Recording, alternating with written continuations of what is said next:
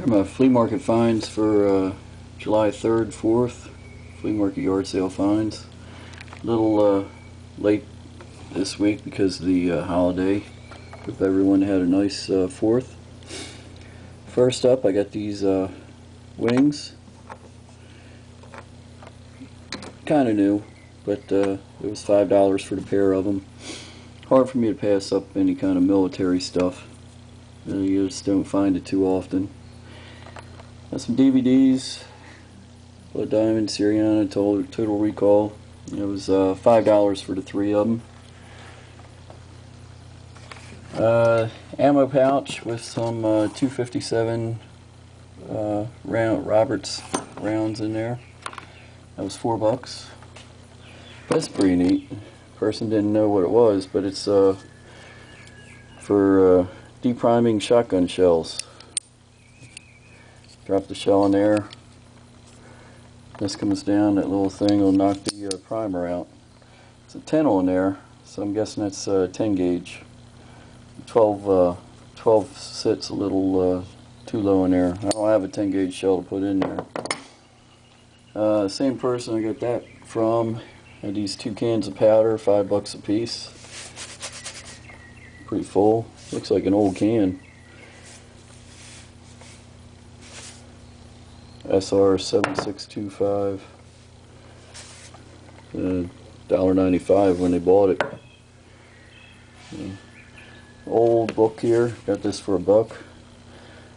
Recollections of a Policeman. Dated 1884. Probably some interesting reading there. Might be able to sell that too. Police stuff sells pretty well. Got old nail barrel. That was $2. I think I'll keep that, use that as a trash can in my workshop. Old grinder here. It needs the electrical connections redone. I'm going to come off, put a box on it for a switch, see how it works. I don't know if I'm going to keep it or sell it, but it looks like it should do the job. Got a tarp. I got a tarp and fishing rod here that just fell over. I bought the rod for this reel. It's a Fluger. The Fluger reels sell pretty good. Clean that up with some fine steel wool. Get it on eBay. And I can use the tarp for myself with covering up the wood pile. I got some bright blue ones on there now. They stick out like a sore thumb.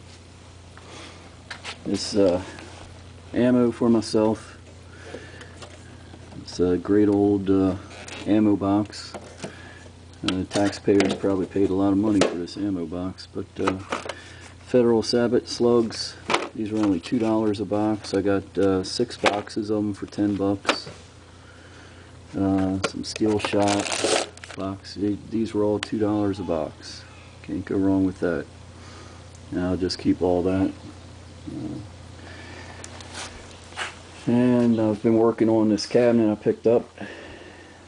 Going to put this, hang this up in the bathroom. It was $5. Need a little touch up. Then I hit it with some white, patched up a couple holes. It'll should serve me well. And over here is a nail puller, Craftsman nail puller. Bought it for myself, $5. Always need that. And we come to the highlight of the show. Is 2 bayonets and a short sword. And this bayonet is Japanese World War II. The 4 circles there. For air socket rifle. I've had these before. Might be able to get about 75 for that. This one is French. I think for a Lebel rifle. I've had these before too. These are always neat because they sign and date them. I think that's the Armory where they were made, and got a date. I don't know if you can read that. 1878. It's not focusing very well there. Kind of rough, but probably get about 40, 50 bucks for that. I wish I had the scabbard. And what could be a real best piece I found all year. It's a short sword.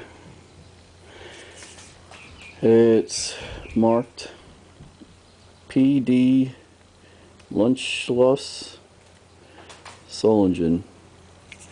It looks like there was some company mark there. Looks like an A and a 62. But this thing's very sharp. Cut my finger once on it already. It's got a nice look, and what I'm hoping is that this is Civil War.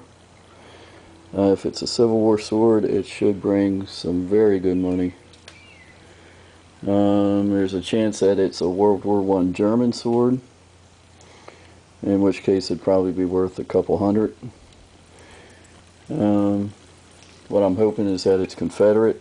I don't know if that's possible, but if it's a Confederate short sword from the Civil War, I think I did pretty well. But I'm trying to learn what I can on it before I put it on for sale. But I have to tell you, when I walked up to this guy, I've bought a lot of things from this guy before. I bought the ukuleles from him in the past. Nice older guy, has a big box truck. Turns out he cleans out houses. That's how he comes across this stuff. He had these three, plus another French bayonet with it. That one had a scabbard. That one was very nice. And he had a nice sword there too, with the scabbard. And I saw him out there. Of course, my heart skipped a beat.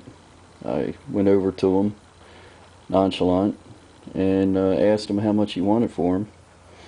He said he didn't know. He was going to check out the prices before he sold them. Of course, it was, to me, that was pretty dumb. Not knowing what you want for something until you get to the flea market itself. So I came right out and asked him if he'd take 150 for the lot. The 5 pieces. He said no. And I tried to get him to sell me something, and he wouldn't. He kept insisting that he wanted to wait. So I walked down, put the stuff down, and walked away.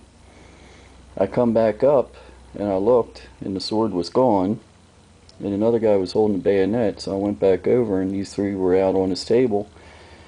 And he said, "Oh, I decided I'm just going to sell them." And he said, "I sold that sword for 150. I have no idea what that sword was. It was a nice one. And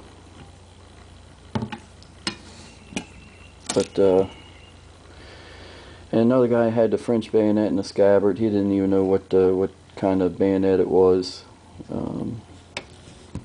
So then I asked him.